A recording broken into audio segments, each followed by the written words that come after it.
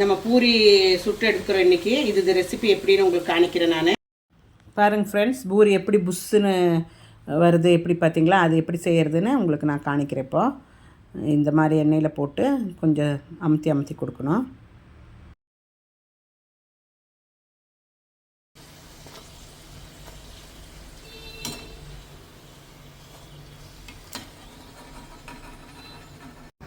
அஸ்ஸலாமு அலைக்கும் ஃப்ரெண்ட்ஸ், வணக்கம். Welcome to Rahmi's kitchen.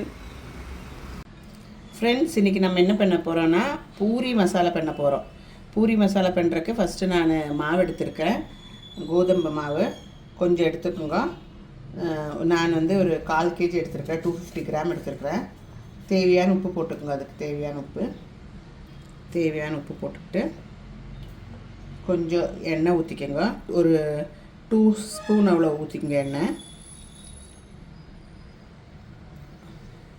கொஞ்சம் நல்லா மிக்ஸ் பண்ணிக்கோங்க. இந்த எண்ணெயும் உப்பும் மாவும் கொஞ்சம் மிக்ஸ் பண்ணிக்கோங்க. நல்லா மிக்ஸ் பண்ணிவிட்டு கொஞ்சம் கொஞ்சமாக கொஞ்சம் தண்ணி ஊற்றி இது நல்லா குழச்சிக்கலாம். நல்லா இப்படி குழச்சி கெட்டியாக குழச்சி எடுத்துக்கலாம்.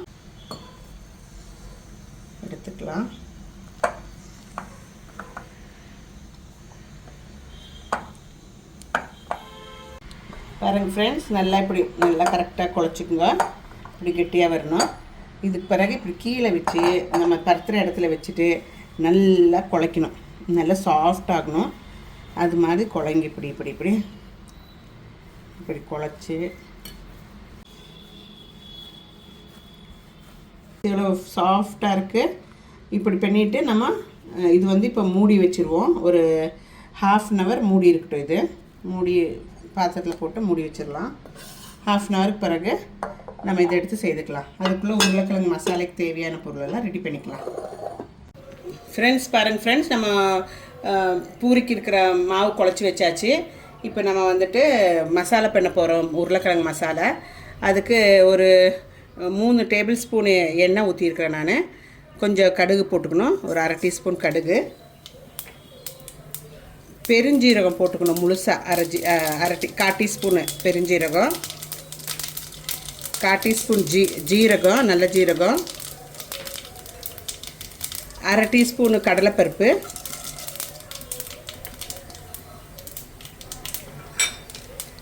அது வெடிஞ்ச உடனே பச்சை மிளகு போட்டுக்கோங்க.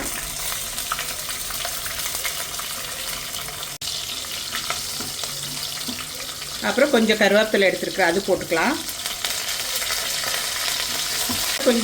கொஞ்சோண்டு மஞ்சத்தூள் போட்டுக்கோங்க. கரியக்கூடாது. தாத்தி வச்சுட்டு போட்டுக்கோங்க. போட்டு ஒன்று இலக்கிட்டு நம்ம வெங்காயம் எடுத்து வச்சுருக்குறோம். நான் ஒரு வெங்காயம் கட் பண்ணி வச்சுருக்கிறேன் ஃப்ரெண்ட்ஸ். வெங்காயம் வந்துட்டு உருளைக்கிழங்கு விட அதிகமாக இருக்கணும். நான் வந்து ஒரு 200 கிராம் வெங்காயம் எடுத்துருக்கிறேன். 100 கிராம் உருளைக்கிழங்குக்கு 200 கிராம் வெங்காயம் எடுத்துருக்கிறேன். நீங்கள் அதுக்கு தகுந்த மாதிரி நீங்கள் எவ்வளோ உருளைக்கிழங்கு எடுக்கிறீங்க அது டபுள் வெங்காயம் எடுத்துங்க. இது வெங்காயம் தான் இது டேஸ்ட்டு. இது நல்லாயிருக்கும். அந்த மாதிரி பண்ணால் தான். இப்படி எண்ணெயில் வணங்கணும். ஒரு 2 minutes வணங்கின பிறகு நம்ம தண்ணி ஊற்றி தான் இந்த வெங்காயத்தை வேவிக்கணும். அப்போ தான் ரொம்ப டேஸ்டியாக இருக்கும். இப்படி நல்லா கொஞ்சம் போட்டுட்டு இந்த ஓரத்துலேயே நம்ம தக்காளியும் போட்டுக்கணும். ஒரு தக்காளி எடுத்துருக்கிறேன். ஒரு தக்காளி போட்டுக்குவோம். நல்லா இலக்கி கொடுத்துங்க ஒரு 2 minutes. கொஞ்சமாக இஞ்சியும் பூண்டு மசாலா போட்டுங்க. ஒரு 1/4 டீஸ்பூனு இஞ்சி பூண்டு பேஸ்ட்டு. இது ஆப்ஷனல், உங்களுக்கு வேணுமா தான் போடலாம், இல்லாட்டி வேண்டாம், போட்டுக்கலாம். அப்புறம் நல்லா இலக்கி விடுங்க. பாருங்கள் ஃப்ரெண்ட்ஸ், இவ்வளோ வணங்கினா போதும். ஒரு 2 minutes வணங்கினா போதும். ஒரு கிளாஸ் அவ்வளோ தண்ணி ஊற்றிக்கோங்க. தண்ணி ஊற்றிட்டு இது தண்ணியில் தான் வேகணும் இந்த வெங்காயம். அப்புறம் தேவையான உப்பு போட்டுக்கணும். உங்களுக்கு எவ்வளோ தேவையோ உப்பு போட்டுருங்க. நான் உருளைக்கிழங்கு உப்பு போட்டிருக்கிறேன், அதனால் கொஞ்சமாக தான் போடுறேன். தேவையான உப்பு போட்டுங்க. மூடி வச்சு வேவிக்கலாம் ஒரு 5 minutes. பாருங்கள் ஃப்ரெண்ட்ஸ், 5 minutes ஆயிடுச்சு. எப்படி இருக்குன்னு பார்ப்போம். எல்லாம் வெந்திருக்கு.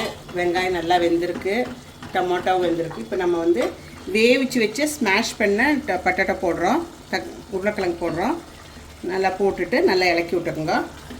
நான் சொன்ன மாதிரி வெங்காயம் தான் அதிகமாக போடணும். உருளைக்கிழங்கு கொஞ்சம் கம்மியாக தான் போடணும். நல்லா இலக்கி விட்டுட்டு உப்பு பார்த்துக்குங்க. உப்பு பத்தலாட்டா உப்பு போட்டுக்குங்க. பாருங்கள் ஃப்ரெண்ட்ஸ், இவ்வளோ இந்த பாகத்தில் இருக்கும் தண்ணி. ரொம்ப லிக்விட் ஆக வேண்டாம், ரொம்ப கட்டியாக வேண்டாம். உங்களுக்கு ரொம்ப கொஞ்சம் கூட லிக்விட் வேணுமா தான் ஊற்றிக்கலாம், இல்லாட்டி இதோடு எடுத்துக்கலாம். நம்ம உப்பு பார்த்துக்கலாம் எப்படி இருக்குதுன்னு.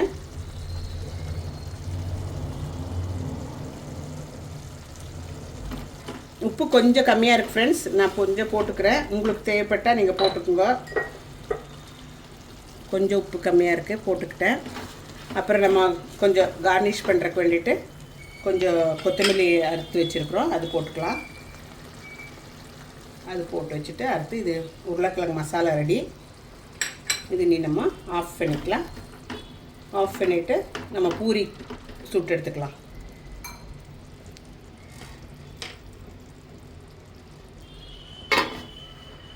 பாருங்கள் ஃப்ரெண்ட்ஸ், ½ ஆகிடுச்சு. நம்ம மாவு மிக்ஸ் பண்ணி வச்சு எவ்வளோ நல்லாயிருக்கு பாருங்க. இது கொஞ்சம் இப்படி உருட்டிக்கோங்க. உருட்டிட்டு ஃப்ரெண்ட்ஸ் சின்ன சின்னதாக உருண்டை எடுத்துகிட்டு கொஞ்சம் எண்ணெய் பரட்டிட்டு நம்ம திரட்டி எடுக்கலாம். நீங்கள் மாவு போட்டு கூடி பண்ணிக்கலாம். நான் எண்ணெய் போட்டு தான் பண்ணிகிட்ருக்குறேன். எல்லா ஜாகலும் ஒரே மாதிரி ஃப்ளாட் ஆகணும். இப்படி எண்ணெயில் போட்டுங்க ஃப்ரெண்ட்ஸ். எண்ணெய் நல்லா காஞ்சிருக்கணும். போட்டுட்டு ஒரு 1-2 செகண்ட்ஸ் ஆன வரைக்கும் இப்படி கொஞ்சம் அமுத்தி விடுங்க.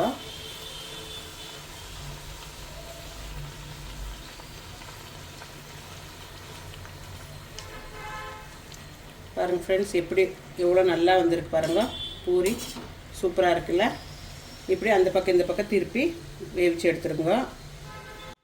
மாவு கொஞ்சம் கெட்டியாக குழைக்கணும். சப்பாத்திக்கு கொஞ்சம் தண்ணியானாலும் தொந்தரவு இருக்காது. ஆனால் பூரிக்கு அப்படி தண்ணி ஆயிடுச்சுன்னா கொஞ்சம் இப்படி புசுன்னு வராது. அப்போ கொஞ்சம் கெட்டியாக குழைச்சிட்டு மாவு நல்லா கெட்டியாக குழைச்சா நல்லா இப்படி புசுன்னு நல்லா வரும். அது மாதிரி பண்ணிக்கோங்க, பார்த்து குழைங்க.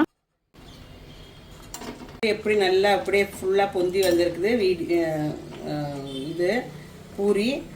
இது மாதிரி நீங்களும் செய்து பாருங்கள், ரொம்ப நல்லாயிருக்கும். இப்படி ஒன்றா போட்டு எல்லாம் எடுத்துருங்க.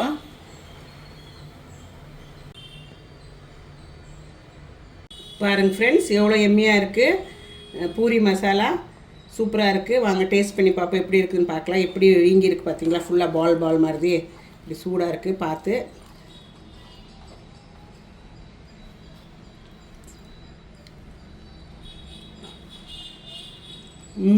ரொம்ப நல்லா இருக்குது ஃப்ரெண்ட்ஸ்.